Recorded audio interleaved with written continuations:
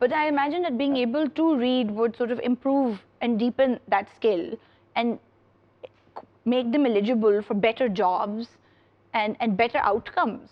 Also, Saha, you were saying something. No, I was just trying to add that here, ideally this should be blended together because, because people who are living in rural areas, they might not get good jobs once they graduate or, when they, matriculate or do something like that.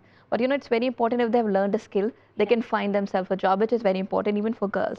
So, when we also go to a village, we organize these small kind of vocational training programs for them, which is around makeup or around tailoring, and that's how they feel empowered. So if these kind of activities are included within, even within the regular class period, there's also an exercise period which is supposed for them, and even in government schools, But even apart from that, if 1 hour is added, if something else is also taught to them, because we do have non-formal centers, we do have non-formal education department also formally in each and every province.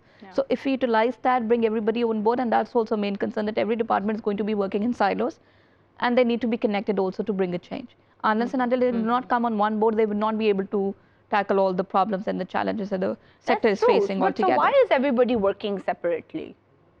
Yeah, that's the problem. Shouldn't we have one kind of umbrella one kind of umbrella organization that needs to be really bringing them under one roof? Because everyone cannot continue their education because of their poverty or restrictions. If they're learning stitching, embroidery, anything else, they can, if they finish their study or discontinue their study, at least they have that thing to fall back on. This education. But I feel like if we were to sort of blend them, sort of even make it compulsory to do it side by side, then it would be a sort of a doubly rewarding experience, and maybe it would also in be little time, and also be incentivizing. Exactly, incentivizing also at the same time, because they know that once they graduate, they're going to land themselves a good job. They will be working, they will be earning something, and then the problem also, child labor might come to an end as well, because the kids will know that they do not need to work at the shop, and they do not need to go and pick garbage or do something like that. They will need a skill. They have a skill, they can work. Exactly.